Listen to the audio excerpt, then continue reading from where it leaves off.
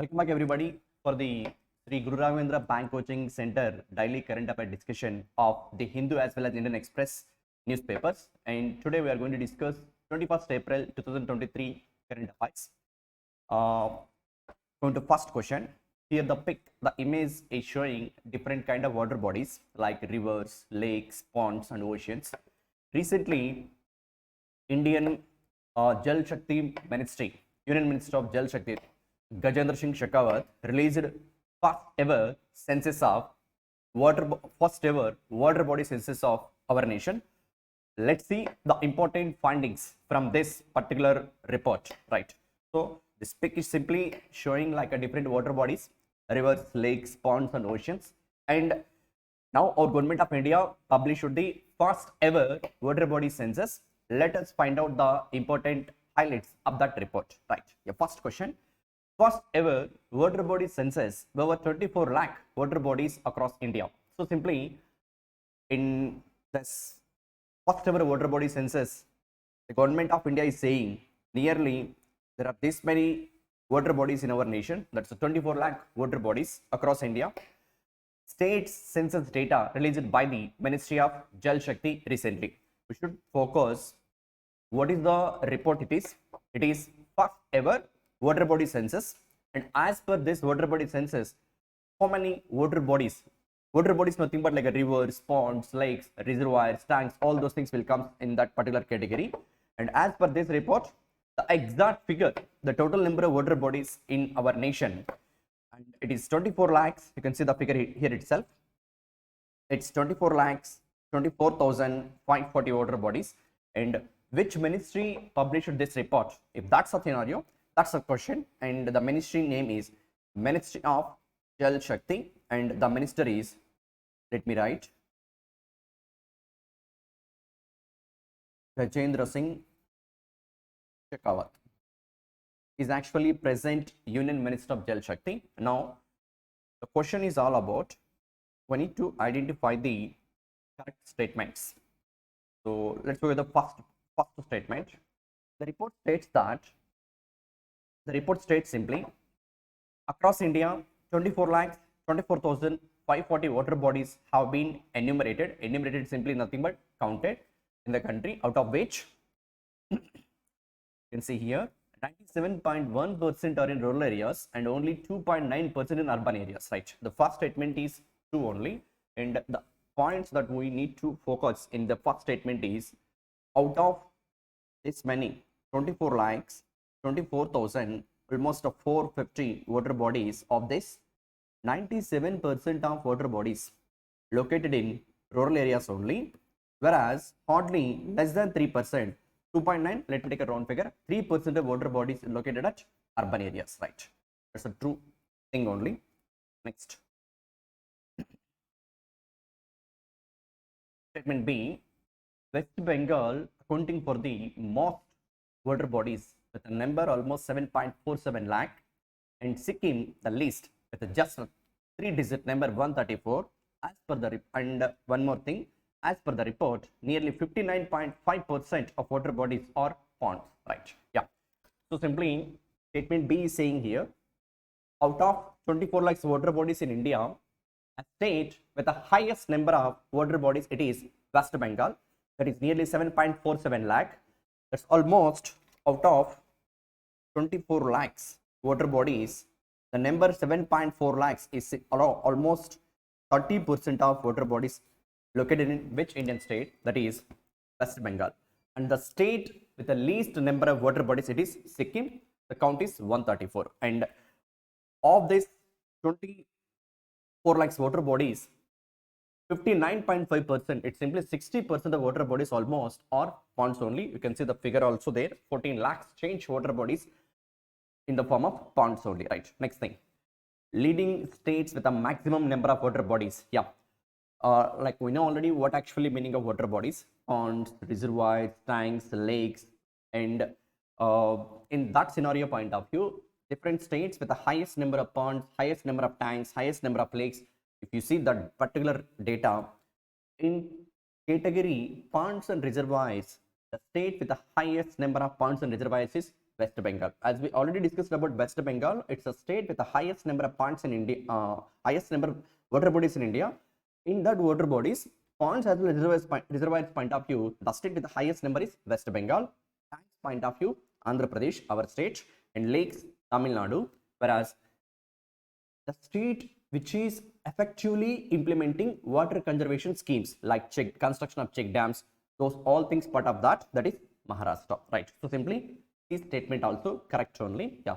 So what's the point here in saying the statement is saying different types of water bodies, in that different types of water bodies, which state in which category having highest number of ponds, tanks, lakes, and the state which is effectively implementing the water conservation scheme. Simply ponds and reservoirs point of view, top spot is West Bengal, whereas tanks point of view Andhra Pradesh, whereas lakes point of view Tamil Nadu, and the state which is implementing water conservation schemes effectively, it is Maharashtra, right? And next thing, so as of now we discussed a state with the highest number of water bodies. Now the thing is, in statement D, you can focus here.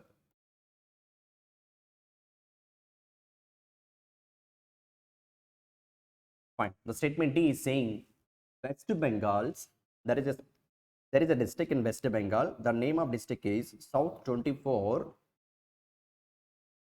Parganas, has been ranked the top district having the highest number of water bodies with a figure almost 3.55 lakh. In addition to West Bengal, there are 6 other states have over 1 lakh water bodies, and 4 states and UTs accounting less than 1000 water bodies each, right? That's the point D. And in this point D, what we discussed here, which of the following district throughout India, when you consider in India wide, almost as per 2011 census point of view, there are 640 districts, but now the rough figure 2023, still 2021 census yet to come, but unofficially, if you consider the number of districts in India, almost now 720 plus districts are exist. Of that many districts, a district in West Bengal, that is South 24 Parganas, is the district with the highest number of water bodies, that is 3.55 lakh. And now the one more point, how many states in India with over 1 lakh water bodies? And you can see the 6 states and West Bengal. It means total 7 states in India having over 1 lakh plus water bodies, and states and UTs point of view with a less than 1000 water bodies are 4. Okay, simply 7 states with a more than 1 lakh water bodies and 4 states with a less than 1000 water bodies, right? And more than 1 lakh water bodies point of view, let me list out the top 5 states here.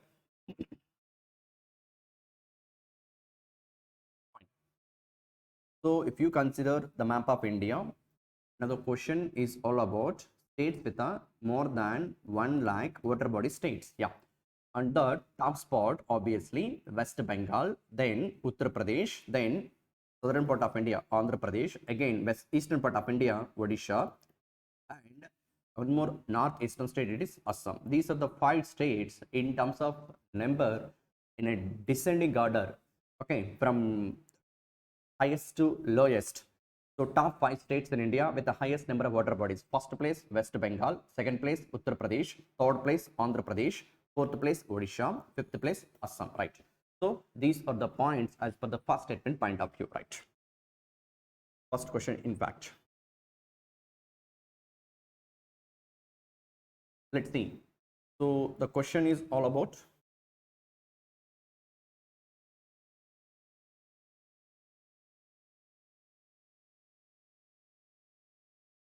you can see here itself, first ever water body census, and as per this census point of view, total number of water bodies in India, this is the exact figure, 24 lakhs 24,540, of which the state with the highest number of water bodies, it is West Bengal.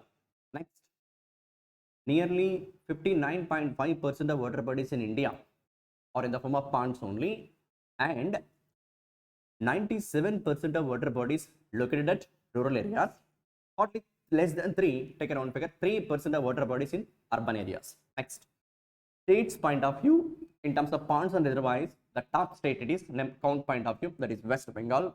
Tanks highest number of tanks in Andhra Pradesh, highest number of lakes in Tamil Nadu, whereas the state which is effectively implementing water conservation schemes, it is Maharashtra.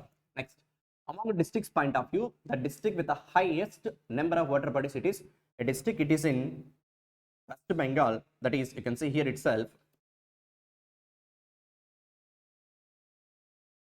South 24 is the district.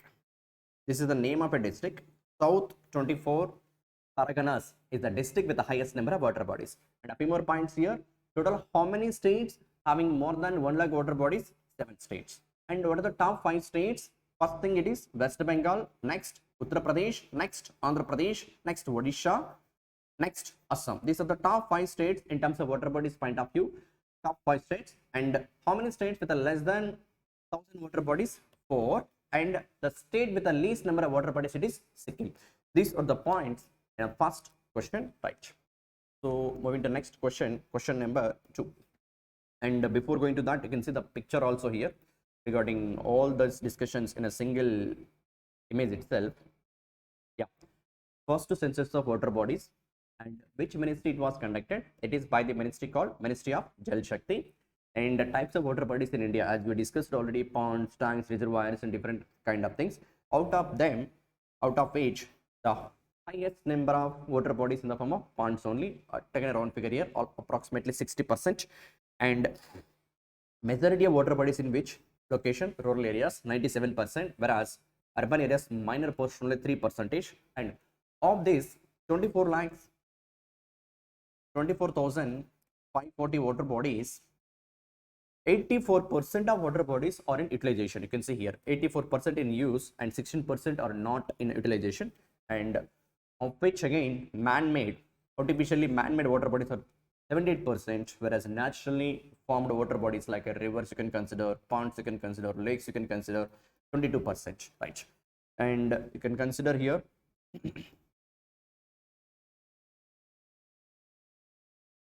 so water bodies are used for what purpose? Maximum, in the sense, out of total water bodies which are in utilization, 56% of water bodies are used for the pisciculture purpose only. It means like a for fisheries, such a kind of things, right? Sure. So that's all about this first question, right? Let me give a revision for this statement once again. First ever water body census report published by the Ministry of Jal Shakti, and the minister is Gajendra Singh Shekhawat. And the total number of water bodies in India, it's nearly 24 lakhs plus. Let me take an exact figure, 24 lakhs, 24,540, of which 97% of water bodies in rural areas, 3% of water bodies in urban areas. And a state with the highest number of water bodies, it is West Bengal, and state with the least number of water bodies is Sikkim. And ponds point of view, reservoirs point of view, top position again West Bengal.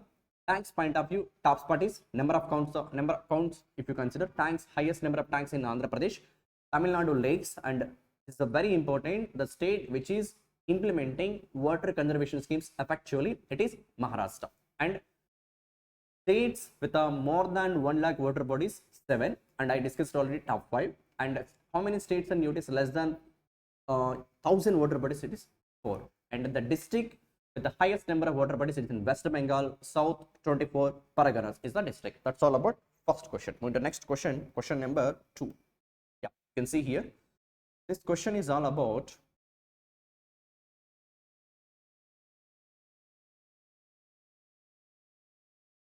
Shanghai Cooperation Organization, simply SCO.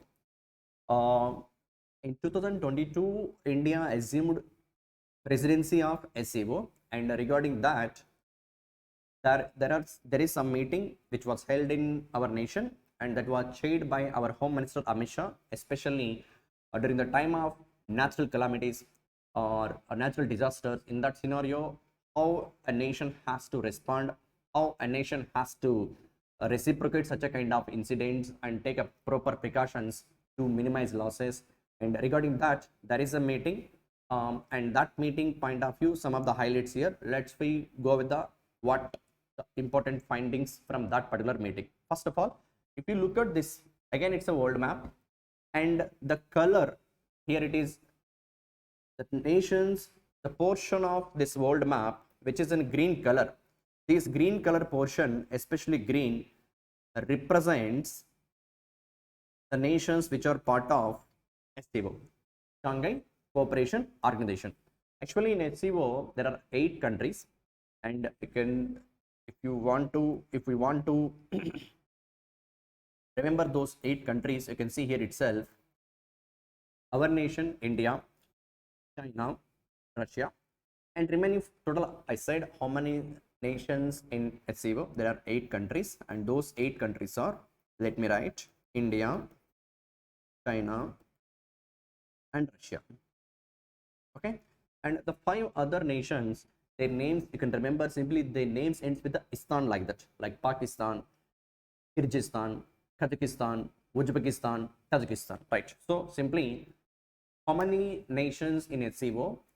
Shanghai Cooperation Organization, number of nations 8, 3 India, China, Russia, and 5 their names ends with the istan, like that you can remember. Pakistan, Kazakhstan, Kyrgyzstan, Tajikistan, Uzbekistan. Okay, right.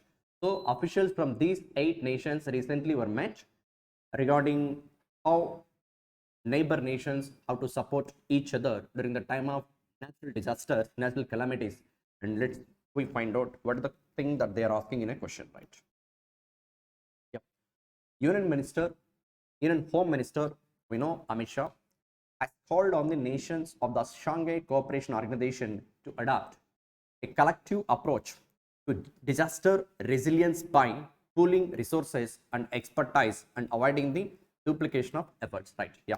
So as I said, regarding in the time of natural calamities, how nations has to support each other. Regarding that, this is the meeting, and we should identify the correct statements from that meeting, right? The first thing, India assumed the presidency of SCO in last year 2022, and this particular SCO consists 8 member states, nations, China, India, and these 3 nations first you can remember, China, India, Russia, and all the remaining nations, their names ends with a istan, like that.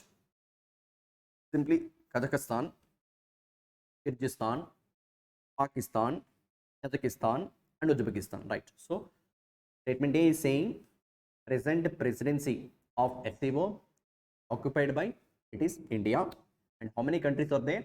8 countries. What are they? India, China, Russia, Pakistan, Kazakhstan, Kyrgyzstan, Tajikistan, Uzbekistan. Right. Yeah. Simply the statement is true only. And next one, Shanghai Cooperation Organization, founded in 15th June 2021, and its headquarters is at Beijing, China. Yeah. So yes, the headquarters of SCO, that is Shanghai Cooperation Organization, is located in Beijing, China, and when it was established, it is on 15 June 2001, especially for the cooperation of neighbor countries, the development, economical development, and what we call to fight against the terrorism. All those are major objectives of this SCO, Shanghai Cooperation Organization. And during India's ongoing Shanghai Cooperation Organization Council of Heads of States presidency, yes, we are the now presidency of India is a nation which is assumed now presidency of SCO. The SCO aims at advance the theme. It means simply Shanghai Cooperation Organization theme. Simply with the acronym like secure, this one secure, and again each letter abbreviation you can observe there. S stands security, E stands economic cooperation, C connectivity, and U unity or respect for sovereignty and territorial integrity, whereas E stands simply environment. Right? Remember. So, what is the theme of 2023 Shanghai Cooperation Organization? If that's the question, and simply secure, you can remember. S stands security, E stands simply economic cooperation, S security, E stands economic cooperation, C again connectivity, and R, that is U unity, or respect for sovereignty and territorial integrity, and E stands simply environment. So each letter, and you have to focus that respective abbreviation, right? So let me repeat one more time. Actually, the theme of SCO 2023, S stands security, E stands economic cooperation, C stands connectivity, U stands unity, and R stands respect. That's what, respect for sovereignty and integrity, and simply, and finally, E stands environment, right? So this, with this objective, the meeting was held, and the major final meeting is going to be held in the month of May 2023, in next month only. Okay, right. And the present SCO presidency is which country? If that's a scenario, that's the question, it is India. So let me give a review, and as per this question point of view, all the statements as we discussed here, all are true only, right? A meeting which was held recently, and it was chaired by Amit Shah in that's what SCO Shanghai Cooperation Organization point of view. So in that meeting, they decided neighbor nations has to support each other during the time of natural disasters, and a few points about SCO. SCO founded in 2001, and date also June 15, and the headquarters of SCO is located at Beijing, China. How many countries in SCO? There are 8 countries. What are they? India, China, Russia, Pakistan, Kazakhstan, Kyrgyzstan, Tajikistan, Uzbekistan. Okay, right. These are the 8 nations, and the headquarters of SCO is located at Beijing, China. Right. And the theme of 2023 Shanghai Cooperation Organization meeting is security, economic cooperation, E, C, connectivity, U, unity, R, respect for sovereignty and integrity, and finally E, environment. So these all the things that you remember as per this statement point of this question point of view. Moving to next question, question number 3. And before going to that, you can observe the image which highlights the theme of SCO meeting. India launches official website of SCO 2023 with a theme of for a secure SCO, and that's what this secure abbreviation only we discussed here. What is S? S simply security. What is E? Economic cooperation. What is C? Connectivity. What is U? Unity. What is R? Respect for integrity and sovereignty and integrity, and E stands simply environment. That's all about second part. The next question, that is third one. Yeah, recently Government of India proposed a draft guidelines allow non-government and state entities to authenticate Aadhaar for better delivery of services to citizens. Now we need to identify the correct statements. Simply the statement is saying Government of India proposed a draft guidelines. What actually that guidelines means, our data, our Aadhaar data. I have my own Aadhaar ID, my own Aadhaar number, my every person have their own biometrics as well as iris. This data already stored with the Government of India database, and those Aadhaar data of individuals will be shared to the even a private organizations also for the good cause. And regarding that only, Government of India recently released new guidelines, and regarding that guidelines only this question. Okay, right. Simply first statement, as per the proposed amendments, the rules will allow entities other than the ministries and central or state government departments to seek permission for other authentication for certain purposes, only for the certain purposes which will be for a good cause, which are going to be helpful for the individual, that was citizens. In that scenario, if any private organization other than government, any private organizations, private entities or state government entities, if they want to access the data of people regarding other database, so Government of India will consider the request and will provide authentication to them to access our Aadhaar data. Next thing, if the concerned ministry or a government department is convinced that the proposal for which other authentication is being sought is in the public interest, you can see here.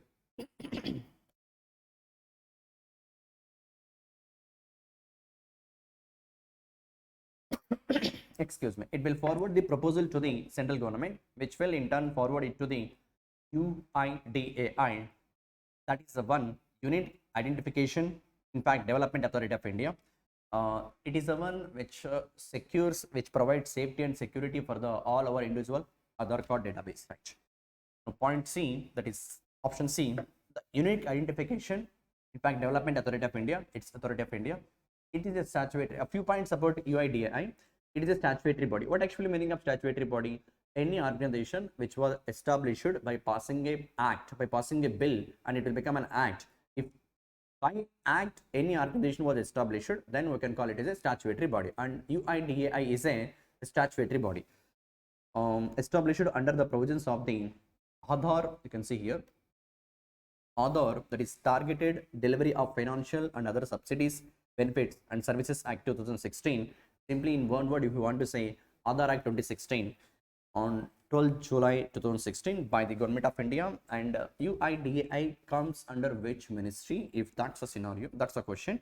The Ministry of Electronics and Information. Okay, right. METI you can call Ministry of Electronics and Information Technology. And recently that act was amended, that is in the year Aadhaar and Other Laws Amendment Act 2019, right? Yeah. Now, as I discussed earlier, the major objective of UIDAI is to ensure what? Security and safety. That's what security, safety, confidentiality of identity information and authentication records of our individuals. Okay. And the one more point, extra point here, the headquarters of UIDAI is located at New Delhi. Okay. So simply what this third question is saying, Government of India recently proposed new guidelines with respect to other data. If any private organizations and state government entities, if they want to access our other data, individuals other data for the good cause towards people point of view, that request first forwarded to the respective authority, and that authority to the respective ministry, and finally the request, if Government of India accept, that will be forwarded to the UIDAI, Unique Identification Development Authority of India. It is the one which secures and which maintains confidentiality of all our individuals other data. Okay.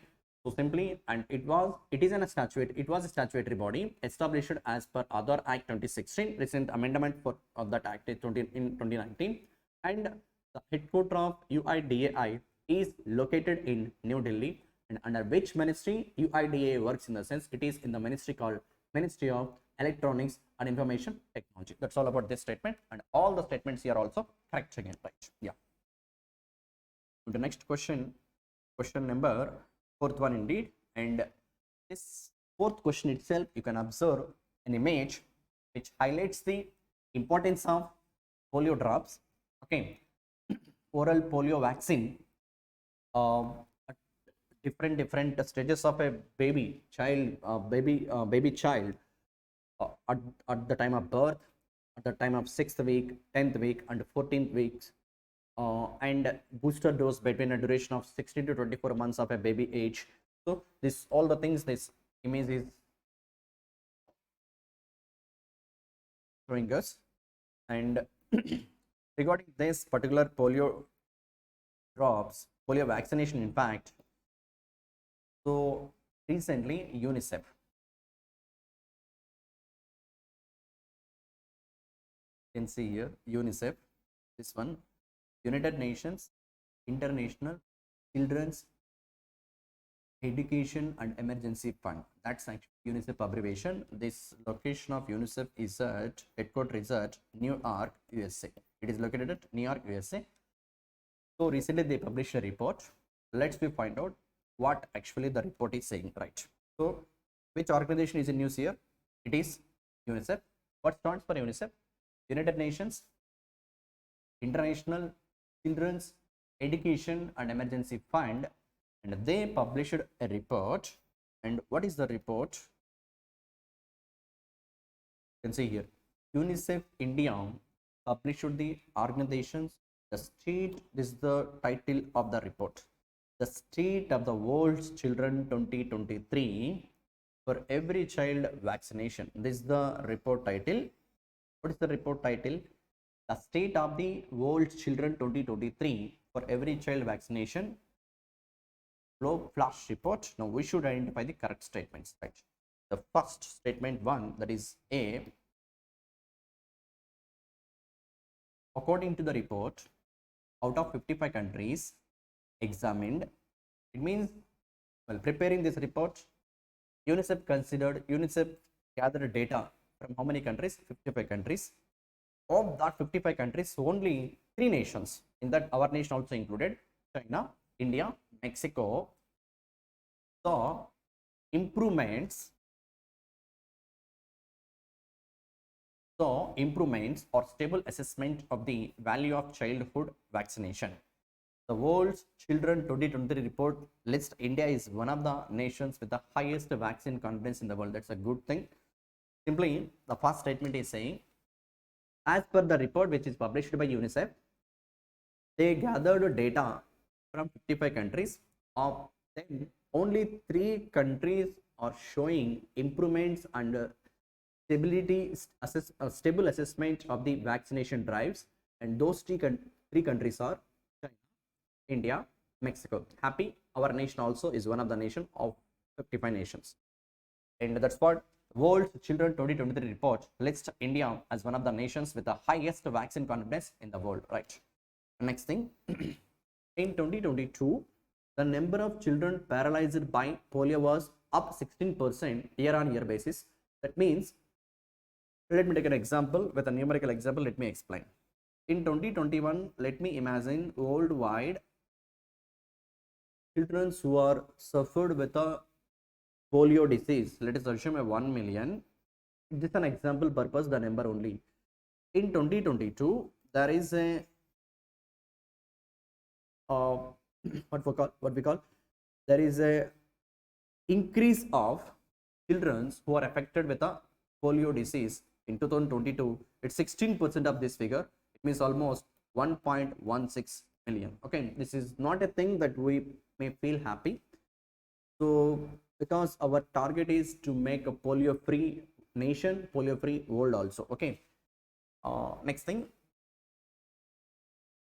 the number of children paralyzed by polio increased 8-fold between 3 years. Is the one alarming thing we need to give some attention. Let's see here. The number of children paralyzed by polio increased 8-fold between the 3 years from 2019-20 and the preceding 3 years. What actually this statement is saying? So during the time of 2019, 20 and 21, in these 3 years, the number of polio cases are 8-fold compared to that before 3 years. That is 2016, 17, 18 numbers if we consider. Let us assume in 2016, 17, 18 worldwide, the total number of polio children who are affected with a polio disease is, let us assume, a number called 10 million. This is an example only. I'm not saying exact figures, just an example how the concept we need to understand. That's what I'm saying. If in these 3 years, 16, 17, 18, the total children affected with the polio disease is 10 millions.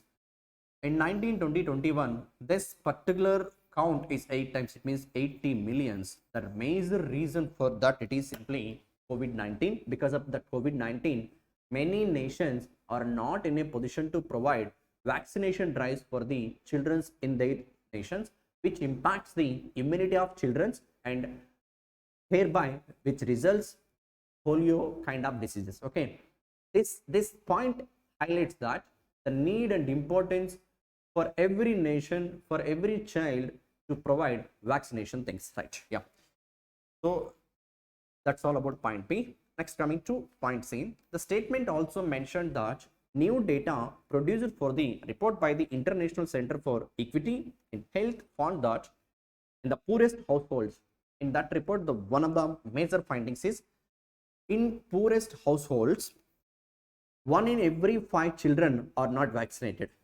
Poor families point of view, for every 5 children, 1 children is not at all vaccinated, while among is the wealthiest rich families point of view, 1 in 20 children are not vaccinated. So that's also one more thing we need to give some attention. In this report, one point, in poor households, on every 5 children, 1 child is not vaccinated.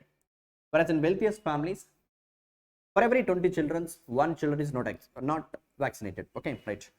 And next thing,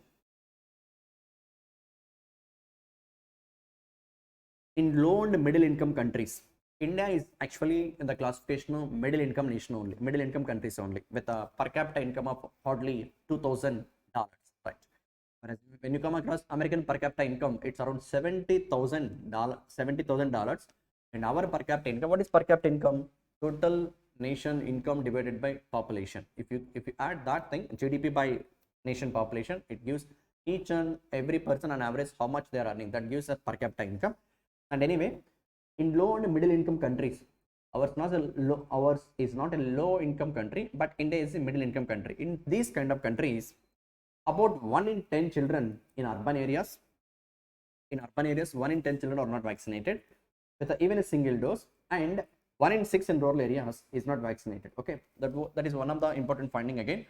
Simply, in low and middle income countries point of view, in urban areas, for every 10 children, 1 child is not vaccinated, whereas in rural areas, for every six children, 1 child is not vaccinated. And next point, in upper middle income countries, okay, there is no disparity in terms of vaccination between urban and rural children. Okay, right. Yeah. So this is all about that particular report findings, and as the things that I discussed here, all are true only, right? So let me give a revision for that question what we discussed here. So what's the report? First of all, the state of the world's children 2023. What is that? The state of the world's children 2023. For every child, vaccination. For every child, what? Vaccination. The state of the world's children 2023. For every child, vaccination. Who published this report? It is by UNICEF. Where is the headquarters of UNICEF? It is in New York, USA. And as per this report in fact prepared from how many countries of data? It is 55 countries. Of that, only 3 nations, India, China, Mexico, is shown some improvement and stability in terms of vaccination drives, and it is one of the leading nation in that scenario. That's a happy thing for us. Next thing, you can see what the point that we discussed in point B. Yeah, in 2022 compared to 2021 polio diseases count in 2022, there is a improvement, there is an increase of, it's not I can say improvement, it's an increase of 16% of polio cases. That's a thing that we have to feel some concern.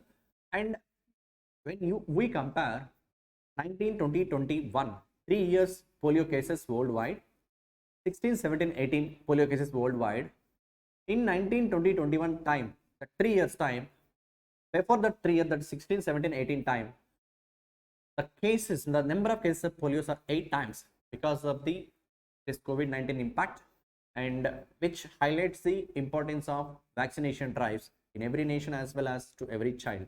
And next thing, the statement is also mentioned that new data produced for report by the International Center for Equity in Health found that in the poorest households point of view, 1 in every 5 children is not vaccinated, whereas wealthiest families point of view, 1 in 20 children is not vaccinated.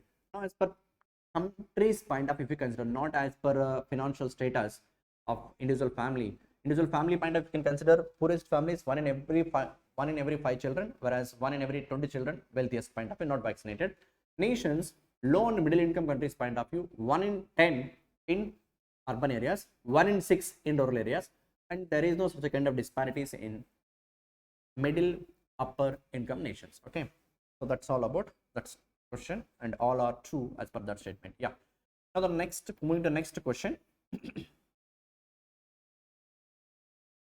The pic itself is saying it's an exercise, especially Air Force exercise, and our Indian Air Force is simultaneously participating in 3 different exercises. And what are the exercises? Let's see here.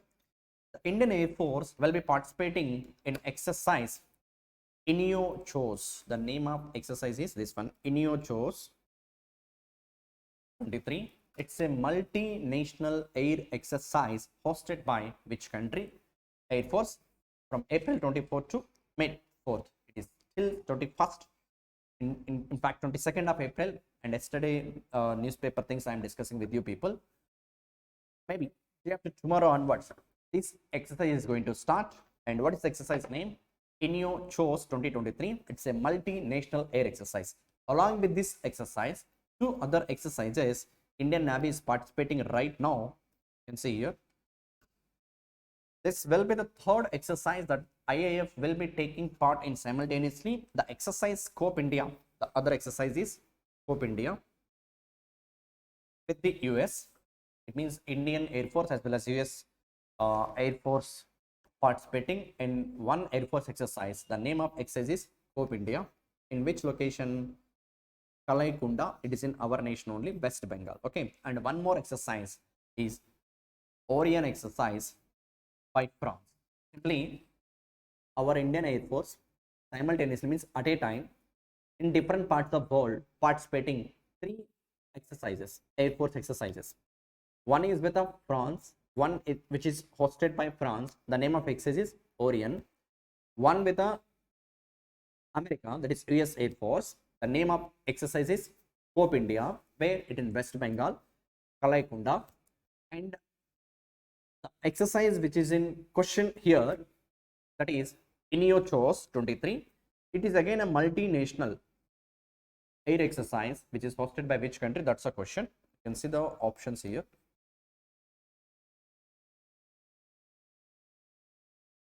Fine. So A, France, B, Russia, C, United Kingdom, D, the Greece, and E, Australia. And correct answer is the Greece. Okay, right. Yeah. So Indian Air Force simultaneously participating in three exercises.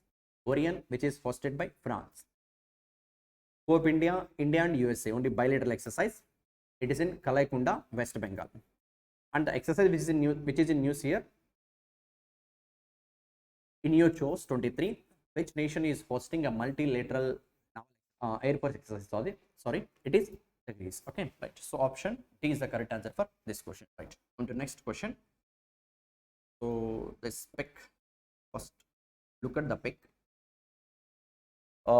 Area which is severely affected, and there is one woman, a pregnant woman especially. This photo, this image wins the, you can see here,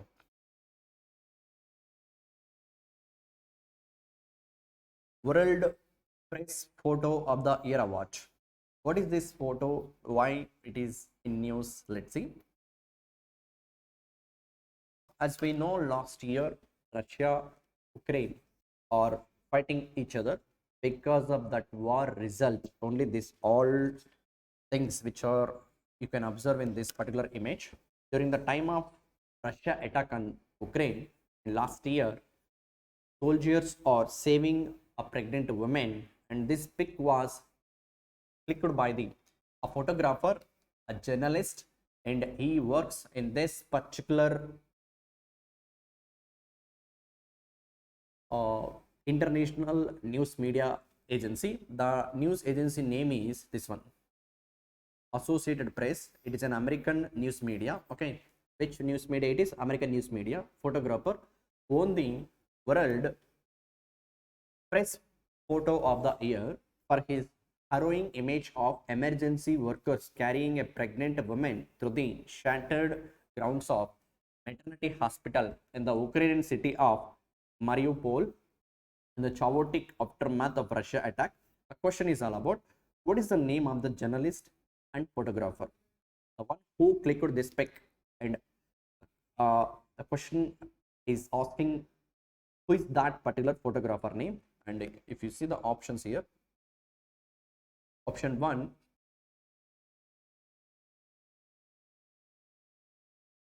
Evgeny Maloletka, David Malpass, Ajay Banga, and Bhargav Madhusudan. Okay, right. So simply the photographer who clicked that pic is Associated Press news media journalist from America, and the personality name is option A, Evgeny Maloletka, and remaining option B and C can observe those people also in news recently. David Malpass is the present president of World Bank. Soon that particular position is going to be replaced with the Indian origin personality Ajay Banga. Okay, maybe next month we are going to discuss about this person name. The guy is Ajay Banga, is going to become new World Bank president. Okay, and for this question, correct answer is,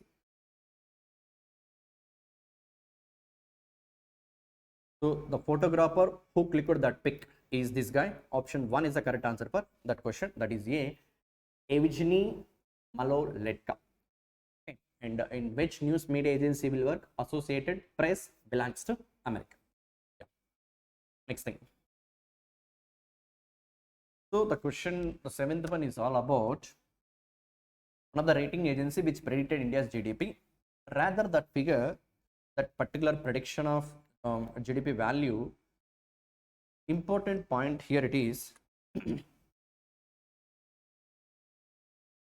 different credit rating agencies and credit information bureaus companies I discussed here.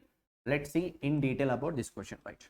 ICRA, in fact, ICRA stands, you can observe the abbreviation, Investment Information and Credit Rating Agency India Limited. What's the abbreviation of ICRA? Investment Information. This simply first I stands Investment Information. CRA, Credit Rating Agency of India Limited. They predicted India's GDP growth. In fact, they retained previous prediction figure 6.9%. They retained it because that year is also already over. So FY23 point of view, India's GDP growth as per ICRA, ICRA, it's 6.9%. That number is not that much important, but my intention is, let's we understand how many credit rating agencies in India and how many credit information companies in India. Credit rating agencies are different than credit information companies, and how many of them and what the difference between those things, let's we discuss, right? The question is all about ICRA has retained its 6.9% GDP growth projection for FY23, a tad lower than the 7% projected by the National Statistical Office. Actually, NSO, it is an headquarter, it's a government agency and works under Ministry of Statistics and Program Implementation. Their projection is 7% and ICRA is predicted below 7%, that is 6.9%. What ICRA actually, ICRA Limited, formerly known as Investment Information and Credit Rating Agency of India Limited, was set up in which year? It is in 1991. By leading financial investment institutions, commercial banks and financial services companies as an independent and professional investment information and credit rating agency, we now identify the correct statements about credit rating and credit rating and credit information companies. Both are not same. There is a difference, and let's we understand that difference, right? But before going to options, let's understand about this particular credit rating agency. What stands for ICRA? Investment Information Credit Rating Agency of India Limited. It is established in 1991 by different financial institutions, commercial banks, etc. And they retained India's GDP growth at 6.9%, which is a little bit lower than NSO's projection, that is 7%. Now let's see the difference between credit rating agencies and credit information companies, right? Yeah, so I mean, this is again extra information. You can see here, this all company names from Roman number 1 to Roman number 7. Here you can observe. Let me zoom in. These companies, all these 7, at present in India, there are 7 credit rating agencies exist, and all these credit rating agencies are regulated, authorized by the SEBI. Who regulates, who controls credit rating agencies in India? SEBI. And how many are there in India right now? Credit rating agencies, 7, and their names also you can see here, and their names as well as their establishment here and their headquarters also are given here. See, CRISIL, simply abbreviation of CRISIL, Credit Rating Information Services of India Limited. 1987 establishment, Mumbai headquarter.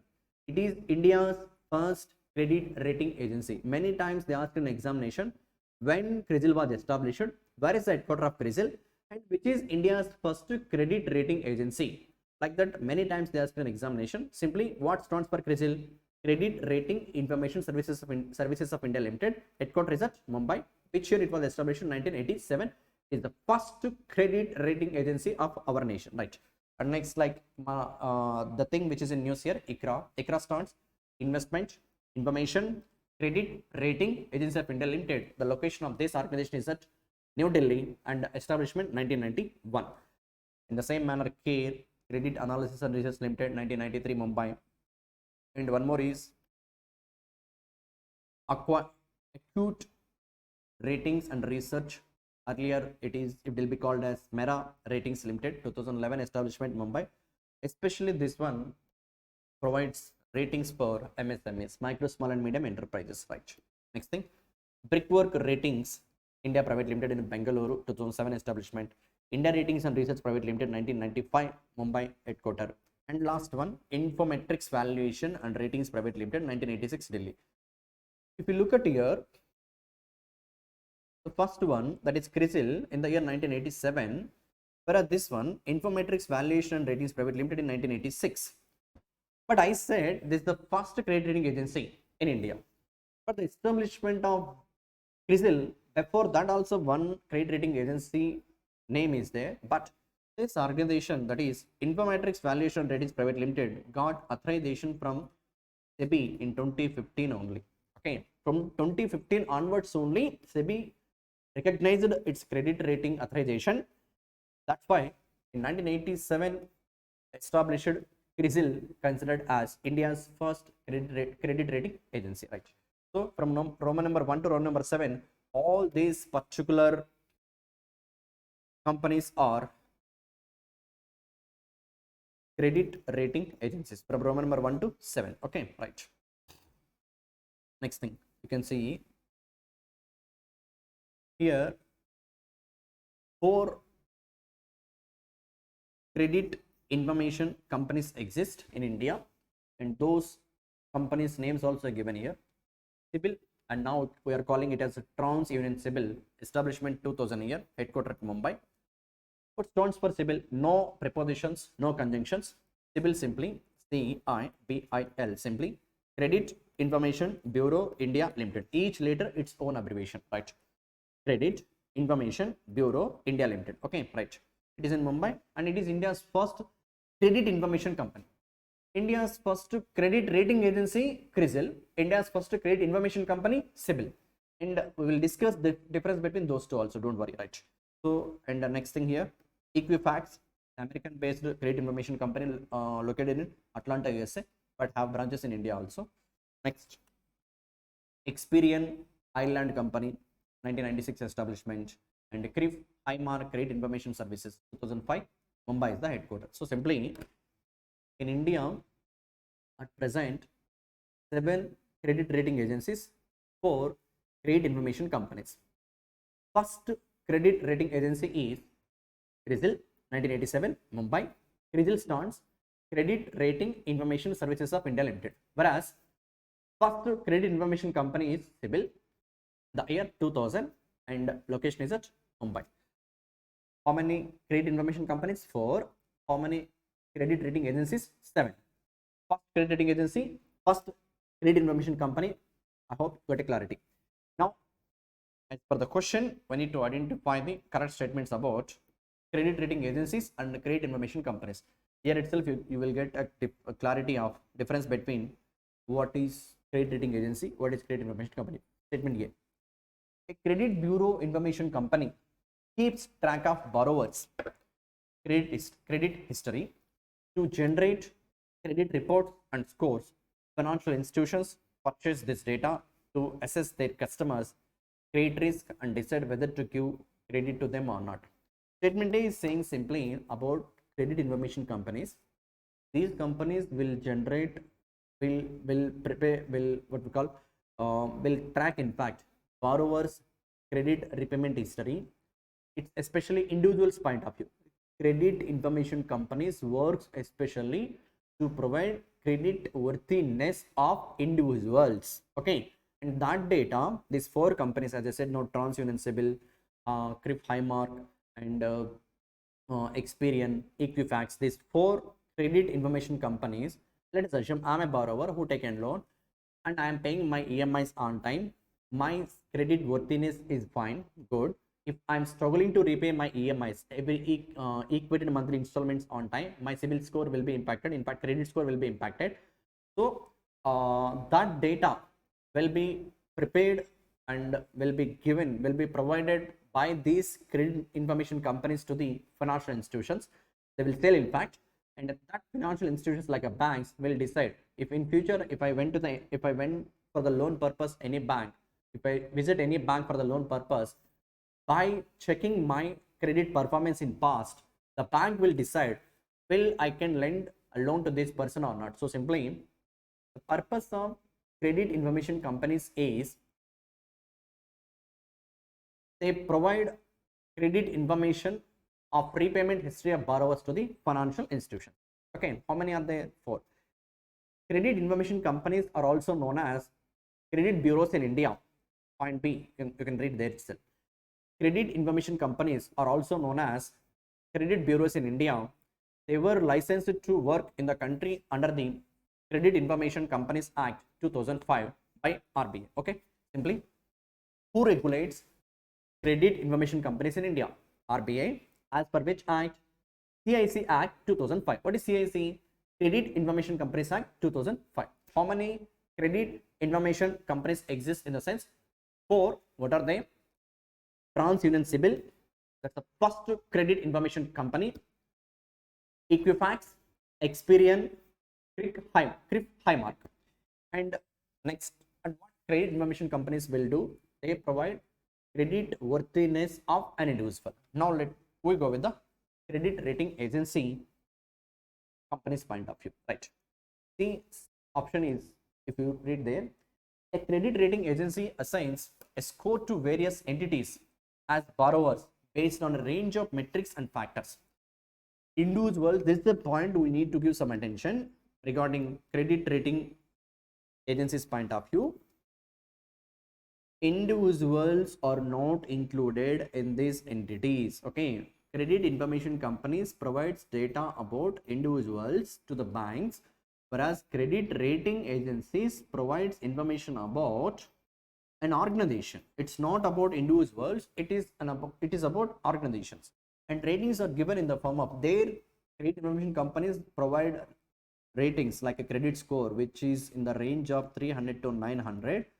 Higher the score means higher the credit worthiness. Here for an organizations like organization ABC, organization XYZ, let us assume a companies like a TCS or Reliance, like this, if these all are companies, based upon their fundamentals, based upon their financial status, these credit rating agencies will provide ratings in letter format like a AAA positive, AAA negative, AA positive, AA negative, like that. They provide rating in the form of letters. If AAA positive means higher the rating, triple C, triple B negative means the company financial status is not up to the mark. These particular ratings will provide an information to the investors whether to invest in these companies or not. Okay, right.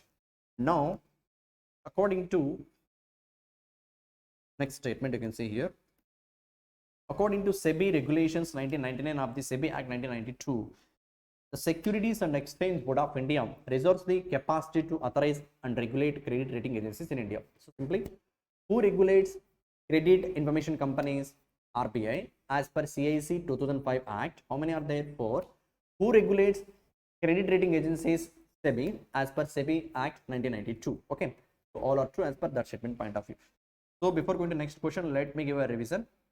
ICRA, one of the credit rating agency, given a prediction of India's GDP growth for the last year, that is FY23, 6.9%. Now I discussed the importance of difference between credit rating agencies and credit information companies. In one word, if I want to say, credit rating agencies provide financial worthiness, financial status of entities and organizations in different letter forms like a AAA positive, AAA negative, like that. Whereas credit information companies provide credit worthiness of an individual in the form of scores, like scores they are in the range of 300 to 900. Higher the score, higher will be the credit worthiness of a borrower. Based upon this data, in individuals point of view, banks will decide, financial institutions will decide whether the loan will be approved or not. Whereas as data published from credit rating agencies, investors will take a decision whether I can invest in that companies or not based upon their financial positions. Okay, right, yeah. And the last question of this today's current affair, one static thing: Hemis National Park is located in which Indian state or UT? You can observe here image also, the national park point of view. Okay, right. So Hemis High Altitude National Park, and I given a one more pic here. That is a snow leopard, which is very famous in this Hemis National Park. And this national park is located in which Indian state or UT? That's a static kind of question, and it is in a state called, in fact it is now, it is UT, that is Ladakh, option B. And it is the only national park as per the Government of India official data which is in Ladakh. Hemis National Park located in which Indian UT? That is in Ladakh, and it is famous for snow leopards. That's all about today's current affair discussion. Thank you. Take care, everybody. Have a lovely day. Bye.